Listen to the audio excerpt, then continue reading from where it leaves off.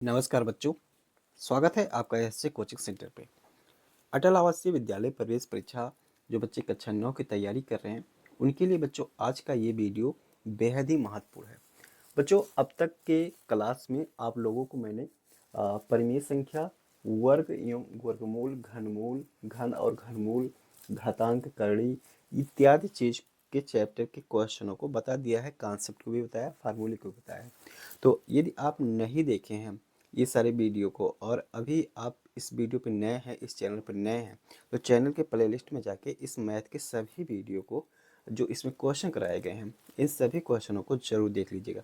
क्योंकि मैं आप लोग को बता दूं बच्चों, जो अटल आवासीय विद्यालय से हैं और उसकी तैयारी कर रहे हैं प्रवेश परीक्षा कक्षा 9 की, उनके लिए बच्चों मैथ के 35 क्वेश्चन आएंगे। ठीक है, तो यदि मैथ को आप हल्के में लेंगे तो हो सकता है कि आपका एडमिशन ना हो पाए, क्योंकि आप इस एग्ज़ाम को ही क्लियर नहीं कर पाएंगे। ठीक है, हाँ, ये कुछ बच्चों का क्वेश्चन है, प्रश्न है, उनके दिमाग में ये है कि इसका पेपर बहुत हल्का होता है। ठीक है बच्चों, हल्का होता है, लेकिन पिछले सालों के मुकाबले कंपटीशन थोड़ा बढ़ा है, लोगों में जानकारी बढ़ी है। जिस प्रकार से मेरे पास फ़ोन व मैसेज आता है, उस प्रकार से बच्चों कंपटीशन बढ़ी है, लोग फॉर्म भरे हुए हैं। ठीक है, तो इस एकदम हल्के में भी लेके मत चलिए। ठीक है, एकदम हल्के में भी लेके मत चलिए इसको। ठीक है, तैयारी करिए, अन्यथा हो सकता है आप इस एग्ज़ाम को ही ना क्लियर कर पाएँ, तो आपका एडमिशन नहीं हो पाएगा। ठीक है, तो यहाँ पर जैसा कि हमने बताया कि मैथ के 35 क्वेश्चन आते हैं। ठीक है, मैथ के कितने क्वेश्चन आते हैं? 35 के, और साइंस के भी 35 क्वेश्चन आते हैं।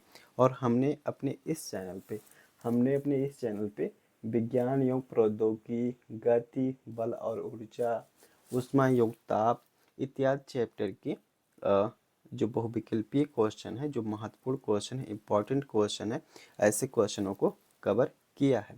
इसके साथ साथ ऐसे बच्चों के लिए भी ये महत्वपूर्ण वीडियो होता है जो बच्चे अभी कक्षा 8 के एग्ज़ाम देंगे, जो कक्षा 8 का एग्ज़ाम देंगे, चाहे वो सीबीएसई बोर्ड से हैं या यूपी बोर्ड से हैं। ठीक है, किसी भी बोर्ड से हैं, तो उनके लिए बहुत ही महत्वपूर्ण, बहुत ही हेल्प कर रहा है ये मेरा वीडियो। ठीक है, तो काफ़ी बच्चे जुड़े हुए हैं और इस चीज़ को देखते हैं, उनको तो इस एग्ज़ाम में, अपने स्कूल के एग्ज़ाम में फ़ायदा करेगा ही करेगा। इसके साथ जो बच्चे अटल आवासीय विद्यालय प्रवेश परीक्षा कक्षा 9 की तैयारी कर रहे हैं, उनके लिए भी महत्वपूर्ण है। अगर छोटे क्लास के भी बच्चे देखते हैं, 6 या 7 के लिए, 6-7 के बच्चे हैं, तो उनके लिए भी ये जानकारी बेहद ही महत्वपूर्ण होने वाली है। ठीक है, तो इस प्रकार से ये चीज़ें था। ठीक है, तो जल्द ही आप लोग को लाइव क्लास मिलेगी। मैं सोच रहा हूँ कि ये सब एक बार क्या कर दूँ कि इन सभी चैप्टर के क्वेश्चनों को ख़त्म कर दूँ, जिससे जब मैं लाइव क्लास चलाऊँगा तो मैं पूरे चैप्टर के क्वेश्चनों को लेके चलूँगा। ठीक है, तो इस तरीके से मैं कोशिश कर रहा हूँ, इसीलिए मैं यहाँ पर आप लोगों को इसको दिखा रहा हूँ, इसके फार्मूले को रिवाइज करा दे रहा हूँ कि फार्मूला आप लोग का रिवाइज इस तरीके से हो जाए। ठीक है, एक वीडियो बनेगा जिसमें केवल फार्मूले ही रहेगा मैथ के। ठीक है, पूरा फार्मूला रहेगा जो आप कक्षा 6 से 7 से 8 तक जो भी सीखे हैं। ठीक है, जो भी सीखे हैं, जो फार्मूले हो गए, ट्रिक होगा, तो उस वीडियो में वही सारी चीज़ें रहेगा। ठीक है, तो ये सब सारी चीज़ें हैं बच्चों। जो लोग चैनल पे नए हैं वो चैनल को सब्सक्राइब कर लें, क्योंकि बच्चों अगर मैं बहुत सारी चीज़ें आप लोग को बोल देता हूँ, बता देता हूँ कि ये करूँगा, ऐसे करूँगा, तो मैं वो चीज़ें कर नहीं पाता हूँ। ठीक है, पता नहीं कैसे, ये कुछ दिक्कत है क्या है।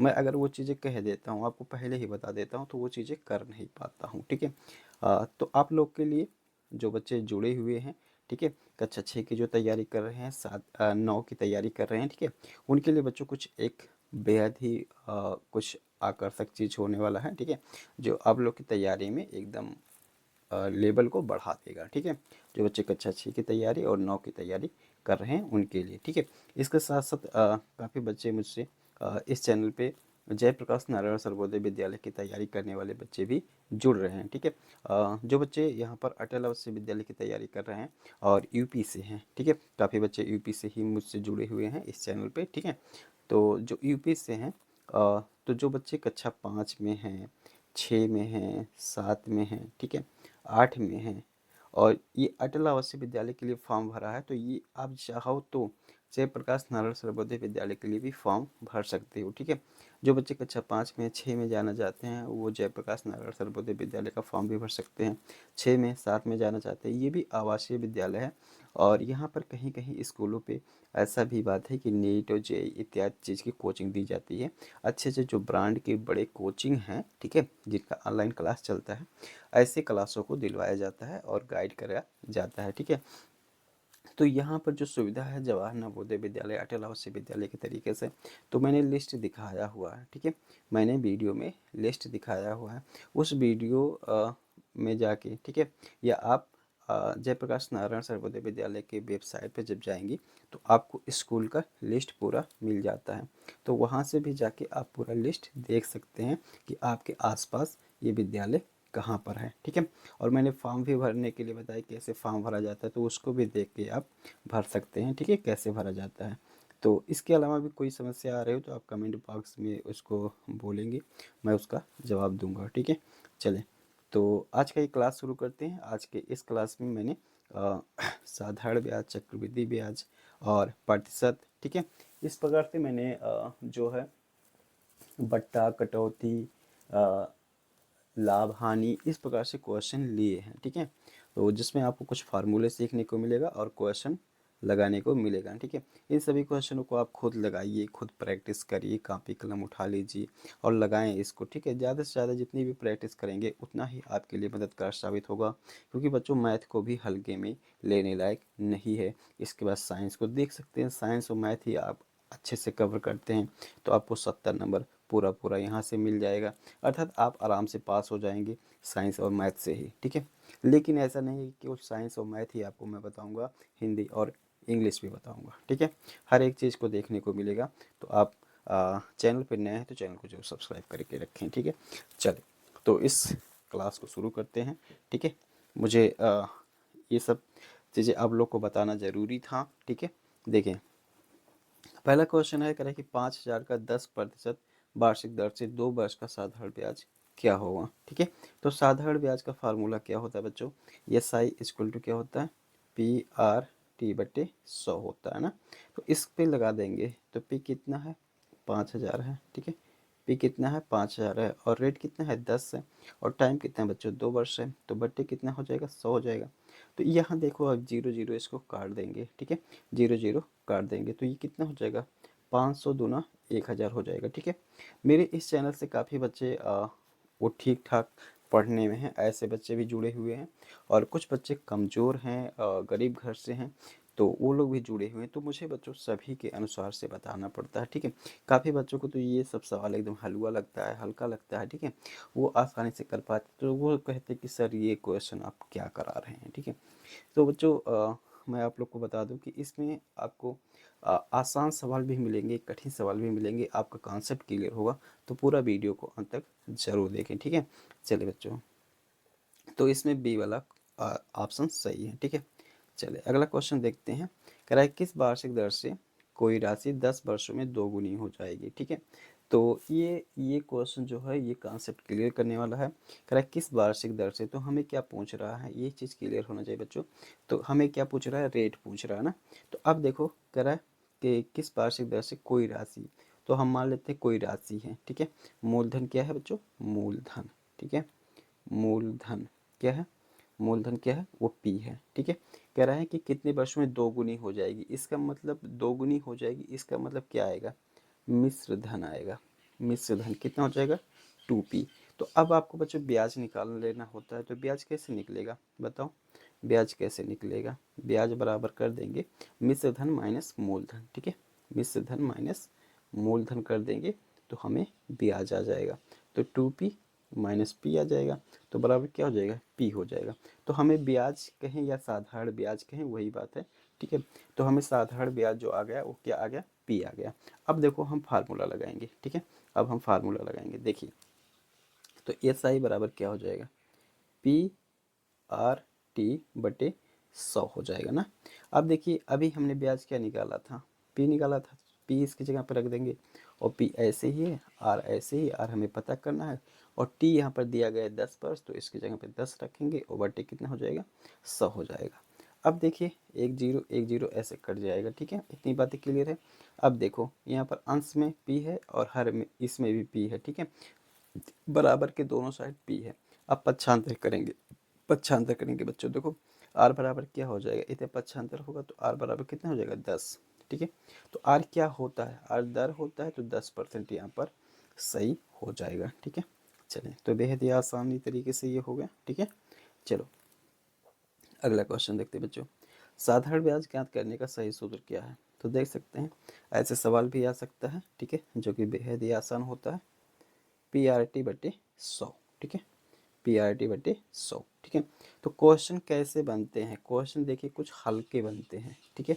पहले समझिए इसके कॉन्सेप्ट कैसे बनते हैं। क्वेश्चन जो होता है, कुछ क्वेश्चन बेहद ही हल्के बनते हैं, उनको देखते ही आपको कहोगे अरे ऐसा क्वेश्चन नहीं देना चाहिए था, ठीक है। और कुछ मीडियम बनते हैं, मीडियम, और कुछ जो होते हैं वो कठिन बनते हैं।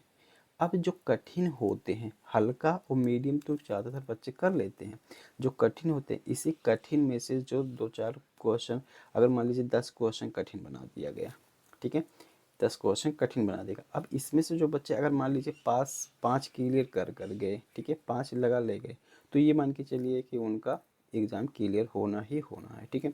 तो इस प्रकार से प्रश्न बनते हैं, ठीक है, पहले ये सोचना होगा। तो इसीलिए मैं यहाँ पर क्या कर रहा हूँ कि हल्के क्वेश्चनों को भी नहीं छोड़ना है, उनका भी रिवीजन करते रहना है, ठीक है।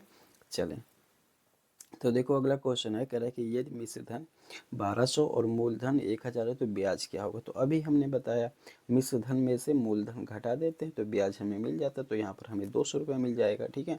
तो ये सही हो जाएगा, तो ये भी बेहद ही हल्का है, ठीक है। चलिए, यदि p बराबर 500, r बराबर 5% और t बराबर, तो साधारण ब्याज क्या होगा। देखिए ये साधारण ब्याज पे बेहद ही सरल सवाल आ गया है, ठीक है। 500 मैं डायरेक्ट ऐसे रख दे रहा हूँ, PRT 5 और 2 वो बटे 100 हो जाएगा, तो ये कटेगा, तो 5 5 25 और 25 दूना 50 हो जाएगा, ठीक है। तो कितना रुपया हो जाएगा, 50 हो जाएगा, ठीक है। ये भी सही हो जाएगा, साधारण ब्याज 50 आएगा, ठीक है। तो ये बेहद ही हल्का सवाल था, ठीक है, एकदम फार्मूले बेसी ऐसे ही सवाल आ भी जाता है आप लोग के एग्जाम में। अब देखते हैं, 72 किलोमीटर प्रति घंटा के चाल को मीटर पर सेकंड में बदलें। तो जब भी किलोमीटर, इसको आप लोग कहीं पर लिख लीजिएगा, जो बच्चे नहीं जानते हैं, जब भी किलोमीटर प्रति घंटा में दिया रहेगा और आपको मीटर पर सेकंड में कन्वर्ट करना होगा, ठीक है, बदलना होगा, तो आप 5/18 से गुणा करना, क्या करना, जो संख्या दी रहेगी उसमें 5/18 से गुणा करना। इसी प्रकार से जब मीटर पर सेकंड में दिया रहेगा और आपको किलोमीटर प्रति घंटा में बदलना होगा, तो आप 18/5 से गुणा करना, ठीक है, 18/5 से गुणा करना। अब इसकी साइकोलॉजी को समझिए, कैसे इसको आप ध्यान में रख सकते हैं, ठीक है। देखिए ये किलोमीटर प्रति घंटा जो होता है वो बड़ा यूनिट होता है और ये छोटा यूनिट होता है, मीटर पर सेकंड ना। तो अब इसको याद कैसे कर सकते हैं, देखो बड़े से छोटे में जाएंगे, बड़े से छोटे में जाएंगे तो ऊपर छोटा रहेगा, नीचे बड़ा रहेगा, ठीक है, मतलब 5/18, 5 छोटा है, 18 नीचे है। बड़े से छोटे में जाएंगे तो ऊपर छोटा रहेगा, नीचे बड़ा रहेगा। इसी प्रकार छोटे से बड़े में जाएंगे तो 18/5 से गुणा करना होगा, यानी जो 18 है वो बड़ा है और छोटा नीचे है, ठीक है। तो इस प्रकार से आप ध्यान में रख सकते हैं, बड़े से छोटे इसका मतलब छोटा ऊपर, और छोटे से बड़ा इसका मतलब बड़ा ऊपर। 5/18 आपको ऐसे बार बार बोल के प्रैक्टिस कर लेना है, ठीक है। तो ऐसे सवाल आ सकते हैं, ठीक है, उम्मीद है। तो वो बेहद ही आसान हो जाता है, आपको कुछ कन्वर्ट करने की ज़रूरत नहीं पड़ती है। तो यहाँ पर मीटर पर सेकंड में बदलना है तो 5/18 से गुणा कर देंगे, तो 18 का 18, 36 28 54, 1872 हो जाता है, ठीक है। तो 5 चौक 20 हो जाएगा, 20 मीटर पर सेकंड हो जाएगा, ठीक है, 20 मीटर पर सेकंड हो जाएगा, अर्थात ये सी ऑप्शन सही हो जाएगा, ठीक है। तो इस प्रकार से बेहद ही आसान तरीके से लग जाता है, ठीक है। इस चीज़ को आपको ध्यान में रखना होगा। देखिए एक ट्रेन 200 मीटर लंबी है और वह 100 मीटर लंबे पुल को पार करती है ट्रेन द्वारा तय की गई दूरी। तो देखो जब भी इस प्रकार से प्रश्न आएगा, ठीक है, प्लेटफॉर्म आएगा या पुल आएगा जो कुछ मीटर लंबी होगी, ठीक है। तो इसको अगर कोई ट्रेन यहाँ पर दी गई है, मान लीजिए ट्रेन जैसे यहाँ पर दी गई 200 मीटर है और पुल ये 100 मीटर है, ठीक है। तो ट्रेन इतनी लंबी है, अब इसको पार करने में देखो यहाँ से और यहाँ से ये दूरी जुड़ जाएगी, जैसे ये अंदर गया, ठीक है। तो इसको पार करने में कितनी दूरी तय करेगी, ठीक है। तो 200 ये दूरी तय करेगी और ये 100 मीटर ये तय करेगी। तो इसका मतलब कितना कितना हो जाएगा, पूरा 300 मीटर हो जाएगा, ठीक है। 300 मीटर हो जाएगा। तो इस पुल को पार करने में कुल दूरी कितनी लगेगी, 300 मीटर लगेगी, ठीक है। 200 मीटर इसकी ट्रेन की लंबाई और 100 मीटर पुल की लंबाई, ठीक है। तो यहाँ पर कितनी लगने वाली है, इन दोनों लंबाइयों को जोड़ देंगे तो ये 300 मीटर हो जाएगी, ठीक है। अगला देखते हैं, यदि एक कार 5 घंटे में 300 किलोमीटर की दूरी तय करती है तो उसकी चाल क्या है, ठीक है। तो इसमें कुछ नहीं कन्वर्ट करना है, क्योंकि इसमें हम ऑप्शन पहले देख लेते हैं। ऑप्शन जो है वो किलोमीटर प्रति घंटा में ही दिया हुआ है, तो हम इसमें कुछ चेंज नहीं करेंगे। तो चाल बराबर क्या होता है बच्चों, दूरी बट्टे समय होता है। ये फार्मूला भी आपको याद में रखना होगा, ठीक है। तो दूरी कितना है भाई, 300 है और बट्टे 5 है किलोमीटर प्रति घंटा, ठीक है। 5×6 = 30, इसका मतलब 60 किलोमीटर प्रति घंटा आ जाएगा, ठीक है बच्चों। तो ये भी ऑप्शन सही हो जाएगा, ठीक है। चले अगला क्वेश्चन देखते हैं।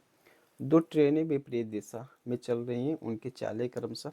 तो जब भी दो ट्रेन होंगी और विपरीत दिशा में चल रही होंगी और सापेक्ष चाल पूछेगा, तो क्या कर लेना, इन दोनों की चाल दिया गया, एक ट्रेन इधर आ रही है, एक ट्रेन इधर आ रही है, ठीक है। तो इन दोनों का सापेक्ष चाल जो होगा इन दोनों का जोड़ होगा, ठीक है। तो 40 किलोमीटर प्रति घंटा और 50 किलोमीटर प्रति घंटा कितना हो जाएगा, कितना हो जाएगा बच्चों, 90 किलोमीटर प्रति घंटा हो जाएगा, ठीक है। तो इन दोनों को जोड़ लेंगे। आगे देखते हैं, 15 मीटर पर सेकंड की चाल को किलोमीटर प्रति घंटा में कितनी होगी। देखें वही क्वेश्चन जो मैं बता रहा था वही फिर से यहाँ पर आ गया है आप लोग की प्रैक्टिस के लिए, और ऐसे ही क्वेश्चन आप लोग के एग्जाम में भी आ जाएगा, ठीक है। तो देखें, तो इसको हमें किस में बदलना, किलोमीटर प्रति घंटा में। तो छोटे से बड़े में जा रहा तो बड़ा ऊपर लिख देंगे, छोटा नीचे लिख देंगे। 5×3 = 15 हो जाएगा, तो 18×18 = 54 हो जाएगा। तो 54 किलोमीटर प्रति घंटा आ जाएगा, ठीक है। तो इसका मतलब ये सी वाला ऑप्शन सही हो जाएगा, ठीक है। चले अगला क्वेश्चन देखते हैं। अगला क्वेश्चन है, कह रहा है कि 4 रुपये और 80 पैसे का अनुपात ज्ञात कीजिए। तो अनुपात में एक चीज़ ध्यान रखना है कि ये दोनों यूनिट सेम होनी चाहिए, जैसे ये रुपये में दिया गया है, ये पैसे में दिया गया है। तो इसको बदल लेंगे, रुपये को पैसे में बदल लेंगे, यूनिट सेम कर लेंगे तभी अनुपात सही होता है। तो 4 रुपये को हम 4 रुपये में 400 पैसे होते हैं और बटे 80 पैसे, तो ये 0 0 कट जाएगा, 8×5 = 40 होता है। तो 5:1 आ जाएगा। तो ये बी ऑप्शन सही हो जाएगा, ठीक है। अगला प्रश्न देखो, ये अनुपात समानुपात का है, ठीक है। तो समानुपात में समझो कि जैसे यहाँ पर 4 कोई लेटर दिया गया है, ठीक है, कोई 4 संख्या दी हुई है, ठीक है, समानुपात में इस तरीके से साइन है। तो ये बाहर बाहर का गुणा और अंदर अंदर का गुणा बराबर होता है, जैसे ये 8x बराबर क्या हो जाएगा, 8×10 बराबर हो जाएगा, ठीक है। ये चीज़ें होता है।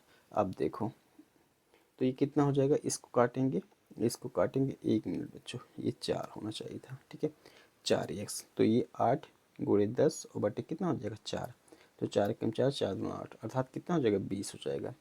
तो x = कितना हो गया 20 आ गया। तो c = कितना हो जाएगा 20 हो जाएगा, ठीक है। तो ये सी ऑप्शन सही है। अगला देखें, 30 मिनट और 1.5 घंटे का सरलतम अनुपात क्या है। तो इसको भी ऐसे कर लेंगे, 30 मिनट को ऊपर रखेंगे, ये 1.5 घंटा दिया हुआ है, इसको हमें किस में बदलना होगा, इसको बदलना होगा हमें मिनट में, ठीक है। तो आपको पता है कि 1 घंटे में कितना होता है 60 मिनट होता है, तो 1.5 घंटे में कितना हो जाएगा 90 मिनट हो जाएगा, ठीक है, ऐसे हो जाएगा। अब देखो ये 0 0 कट जाएगा, 3×1 = 3, 3×3 = 9 अर्थात 1 अनुपात कितना हो जाएगा 3 हो जाएगा, ठीक है। तो ये ए वाला ऑप्शन सही हो जाएगा, ठीक है। चलो बच्चों अगर आगे देखते हैं, ठीक है। ये देखिए क्वेश्चन है, ए अनुपात बी बराबर 2:3 दिया गया है, बी अनुपात सी बराबर दिया गया 4:5। तो ए अनुपात बी अनुपात सी का मान क्या होगा। तो देखो इसको कैसे करते हैं, ठीक है। हम इसको a/b लिख सकते हैं, तो 2/3 लिख लिया, और यहाँ B/C, तो कितना हो जाएगा 4/5 हो जाएगा। ठीक है, अब देखो बच्चों, अब एक काम करो, यहाँ पर 3 जो ये बी का है, बी की जो वैल्यू है इसका ले लेते हैं एलसीएम। क्या ले लेते हैं? एलसीएम। तो 3 और 4 का एलसीएम लेंगे तो 12 मिल जाएगा। ठीक है, 12। तो अब इसके हर को, जो A/B हमने लिखा है, इसके हर को 12 बनाना है। ठीक है, और इसके अंश को 12 बनाना है। तो हम इसके हर में 4 से गुणा करेंगे तो कितना हो जाएगा? 12 हो जाएगा। तो जब नीचे गुणा करेंगे तो ऊपर भी करना पड़ेगा बैलेंस करने की वजह से। तो ये कितना हो जाएगा? 8 हो जाएगा। इसका मतलब A/B बराबर कितना हो गया? 8/12। इसी प्रकार से B/C कितना हो जाएगा? ये देखिए, इसको हम मिनिमम अगर हम 3 से गुणा कर दें तो ये 12 हो जाएगा। ठीक है, तो ये कितना हो जाएगा? 4×3 12, 3 से गुणा करते हैं, और ये इसमें भी 3 से गुणा करना हो तो ये 15 हो जाएगा। ठीक है, अब देखो, ये देखिए, इसको ध्यान से देखिए, बी की वैल्यू 12, बी की वैल्यू 12 हो गया।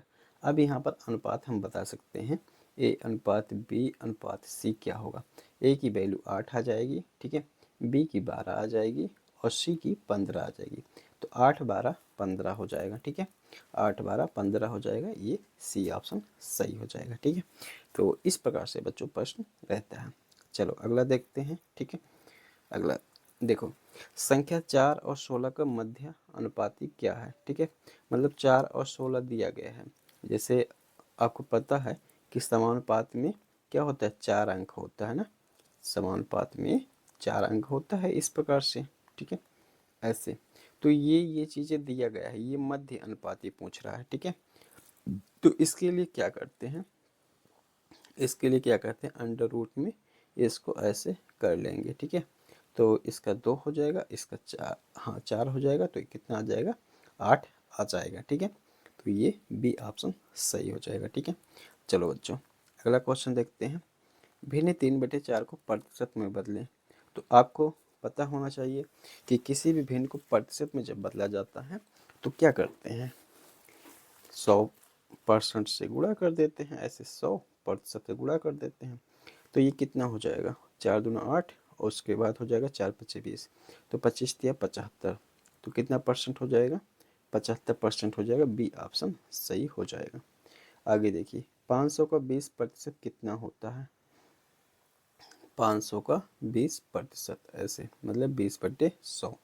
तो ये कटा, ये कटा, तो कितना हो जाएगा? 100 हो जाएगा। 500 का 20% कितना होगा? 100 होगा। ठीक है, तो ये ऑप्शन सही हो जाएगा।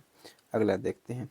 एक मशीन का मूल्य 10,000 है। यदि इसमें 10% वार्षिक दर से अवमूल्यन होता है तो 1 साल बाद इसकी कीमत क्या होगी? ठीक है, तो इस प्रकार से प्रश्न आने के ज़्यादा चांस रहते हैं। ठीक है, तो देखें, जब भी अवमूल्यन होगा, ठीक है, जब भी अवमूल्यन होगा तो उसके लिए जो फार्मूला लगाएंगे, क्या लगेंगे? P1 - R/100 पावर में n लगेगा। ठीक है, अवमूल्यन के लिए। ठीक है, तो देखिए, यहीं पर अगर जनसंख्या की बात होती और जनसंख्या वो बढ़ रही होती, जैसे मान लीजिए 2003 में जनसंख्या कुछ है, 2005 में कुछ और, तो जाहिर सी बात है जनसंख्या बढ़ रही तो जनसंख्या बढ़ेगी। ठीक है, तो जब बढ़ती है तो हम इसी को प्लस कर देते हैं बस, और कोई चेंजिंग नहीं करते हैं। अब देखते हैं, तो यहाँ पर हमें दिया है एक मशीन का मूल्य कितना दिया है? 10,000 रुपया। ठीक है, 1 माइनस, और रेट का जो वैल्यू दिया गया है वो 10 दिया गया है, और बटे कितना हो जाएगा? 100। और येन क्या हो जाएगा? येन का मतलब होता है ईयर। ठीक है, तो 1 साल ही दिया है तो इसकी जगह पे 1 ही रख देंगे। अब देखिए, इसको सॉल्व करिए, तो 10,000 ऐसे ही हो जाएगा, 10,000 गुणे, इसको देखो, ये 0 0 कट जाएगा, ये 10 इसके पास जाएगा, अगर इसको हम सॉल्व करेंगे तो 10 यहाँ पर जाएगा, और 1 यहाँ पर, 10 - 1 कितना हो जाएगा? 9/10 हो जाएगा। ठीक है, तो ये देखो, ये 0 0 कट जाएगा, और 9 और 1,000 से गुणा कर देंगे। ठीक है, 1,000 देखो यहाँ पर, तो 9 और 1,000 का गुणा कर देंगे तो कितना हो जाएगा? 9,000 हो जाएगा। ठीक है बच्चों, ठीक है, तो देखें, इस प्रकार से बच्चों आपका जो भी 20-30 मिनट लग रहा है एक क्लास में, ठीक है, तो आप लोग यदि इसको तैयार करते चलेंगे तो मैं उम्मीद करूँगा कि आप लोग एग्ज़ाम में बहुत अच्छा करेंगे। ठीक है, अच्छा आपको करना ही पड़ेगा। यदि आप इन सभी क्वेश्चन को प्रैक्टिस करेंगे तो आपको आता रहेगा तो आप तो अच्छा करेंगे ही करेंगे। ठीक है, इसमें कोई दो राय नहीं है। ठीक है, आप देखें 19 नंबर में 0.05 किसके बराबर है। तो यहाँ पर ऑप्शन हमें क्या दिया है, सब परसेंटेज में दिया गया है। इसको मतलब क्या करना होगा, हमें इसको परसेंटेज में बदलना होगा। ठीक है, ये आप क्या कर सकते हैं, ऐसे देखो, ऐसे देखो 100% से गुणा कर दो, डायरेक्ट इसको परसेंटेज में ही बदलना, तो 100% से गुणा कर दो, कुछ करना ही नहीं है। तो ये कितना हो जाएगा, 5% हो जाएगा। ठीक है, अर्थात ये बी ऑप्शन सही है। ठीक है, अगला देखते हैं। एक संख्या 20 से बढ़कर 25 हो गई, प्रतिशत वृद्धि ज्ञात करें। तो ये भी देखिए, कोई संख्या थी 20, ये 25 हो गई, मतलब जो प्रॉफिट हुआ कितना हुआ, 5 हुआ। ठीक है, और यहाँ पर बटे में 20 रख देंगे और गुणे 100% से गुणा कर देंगे। तो 20 पंचे 100 अर्थात कितने परसेंट की वृद्धि हुई भाई, 25% की वृद्धि हो गई। ठीक है, ये भी ऑप्शन सही हो जाएगा। ठीक है, चलें अगला देखते हैं। बट्टा और लाभ हानि पे आ गया। ठीक है, बट्टा और लाभ हानि पे, तो आप अपने चैप्टर का बट्टा लाभ हानि उसके फार्मूले को देखिएगा। ठीक है, और यहाँ से क्वेश्चन को सॉल्व करिएगा। इसके अलावा जैसा कि हमने बताया कि हम चैनल पे, ठीक है, एक वीडियो डालेंगे जिसमें सभी फार्मूले ही होंगे। ठीक है, देखें बट्टा और लाभ हानि। एक खिलौने का अंकित मूल्य 1000 रुपया है, उस पर 20% छूट दी जाती है, विक्रय मूल्य क्या होगा। तो 1000 का 20% निकाल लो, 1000 का 20%, 20/100 हो जाएगा। तो ये देखो, ये जीरो कट जाएगा, तो कितना हो गया, 200 रुपया छूट मिल गया। तो इसका मतलब कितना क्या मिल जाएगा, 800 का मिल जाएगा। ठीक है, 800 का मिल जाएगा, ये सही हो जाएगा। आगे देखते हैं। ये कोई वस्तु 400 में खरीद कर 500 में बेचेगी, तो लाभ प्रतिशत क्या है। ये भी देखिए, इतना हल्का सवाल। ठीक है, 100/400 और बट गुणे 100, ऐसे हो जाएगा। ये जीरो, ये जीरो, ये जीरो कटा, तो 4×2=8, 4×5=20, तो ये 25% आ जाएगा। ये भी ऑप्शन सही हो जाएगा। ठीक है, चलें हानि प्रतिशत का सही सूत्र क्या है। तो क्या होता है, हानि बटे क्रय मूल्य सीपी और गुणे क्या होता है, 100 होता है। यही तो होता है जब भी हानि परसेंट निकालते हैं। ठीक है, हानि प्रतिशत निकाला जाता है तो यही सूत्र लगाते हैं। तो देखो इसमें कौन सा ये इसको दिख रहा है, तो मुझे लग रहा है, मुझे जो सही लग रहा है ये ए वाला ऑप्शन सही है। ठीक है, चलिए अगला क्वेश्चन देखते हैं। कह रहा है कि एक अलमारी 5 बट्टे के बाद 9500 में बेची गई, अलमारी का अंकित मूल्य क्या था। ठीक है, तो 5% छूट पे बेची गई। ठीक है, तो हम मान लेते हैं जो अलमारी की अंकित प्राइस जो था वो एक्स था। ठीक है, और एक्स को 5% पे छूट दिया गया। ठीक है, तो हम एक काम कर लेते हैं, क्या कर लेते हैं, ये देखिए अंकित मूल्य एक्स था, तो अब इसको क्या करते हैं, 5% छूट, तो इसका मतलब छूट को और इसको जो बेचा गया उस प्राइस को जोड़ लेंगे तो हमें अंकित मूल्य आ जाएगा। ठीक है, तो देखते हैं, तो एक्स का 5% निकाल लेते हैं और प्लस कितना हो जाएगा, 9500 हो जाएगा। ठीक है, तो ऐसे वर्ड वाले क्वेश्चनों को समझना होता है। अब देखिए ये 5x/100 हो जाएगा और प्लस 9500 हो जाएगा। ठीक है, और ये x हो जाएगा। अब पक्षांतर करेंगे, काम हमारा हो जाएगा। तो ये देखिए क्या हो जाएगा, x माइनस 5x/100 हो जाएगा और बराबर कितना हो जाएगा, 9500 हो जाएगा। अब इसको सॉल्व करते हैं, 100x माइनस 5x हो जाएगा, तो कितना हो जाएगा, 95x, 95x बराबर कितना हो जाएगा, 95x बराबर कितना हो जाएगा, 9000 हो जाएगा। ठीक है, कितना हो जाएगा, 9000 हो जाएगा। ठीक है, और अब देखो तो ये क्या हो, 95 एक 95। ठीक है, ऐसे। ठीक है, और यहाँ पर नीचे कितना था, यहाँ भी 95 है ना, 9500, तो ये कितना हो जाएगा, ये 100 आएगा, और यहाँ भी नीचे 100 था, तो इसको गुणा करेंगे तो कितना हो जाएगा, इसका मतलब कितना हो जाएगा, 10,000 हो जाएगा। ठीक है, एक के आगे 4 जीरो, तो एक्स की वैल्यू कितनी आ गई, 10,000 आ गई। ठीक है, एक्स की वैल्यू कितनी आ गई, 10,000। तो यहाँ पर जो इसका अंकित मूल्य था कितना था, 10,000 था। क्लियर है, चलें अगला देखते हैं, अगला और लास्ट। ठीक है, देखें कह रहा है कि यदि किसी वस्तु का क्रय मूल्य सीपी 200 है और उसे 10% हानि पर बेचा जाए तो विक्रय मूल्य ज्ञात कीजिए। ये बहुत ही हल्का सवाल दे दिया गया है। इसमें से देखिए बच्चों, कुछ सवाल आ सकते हैं, कुछ आप लोग के लायक थे। ठीक है, और कुछ को आप लोग लगाए होंगे तो आपको कॉन्सेप्ट क्लियर हुआ होगा। ठीक है, तो देखें 200 का 10% हानि, तो 200 का 10% निकाल देते हैं भाई। 200 का 10%, देखो 10/100, ये कटा 20 रुपया हो जाएगा, आधा तो 180 रुपया। ठीक है, 180 रुपया। बच्चों जिसकी जितनी प्रैक्टिस रहेगी वो इतनी आसानी से जल्द से जल्द क्वेश्चन कर पाएगा। ठीक है, तो 180 रुपया। तो इस प्रकार से यहाँ पर ये सी वाला ऑप्शन सही हो जाएगा। ठीक है, जो बच्चे ग्रुप में जुड़ना चाहते हैं वो इस वीडियो के डिस्क्रिप्शन में लिंक मिलेगा, वहाँ पर ग्रुप में जुड़ सकते हैं। ठीक है, ग्रुप में जुड़ना क्यों ज़रूरी है, क्योंकि ग्रुप में देखिए मैं अभी ग्रुप में फ़ायदा मैं बताऊँगा कुछ दिनों में, परेशान मत रहिए। ठीक है।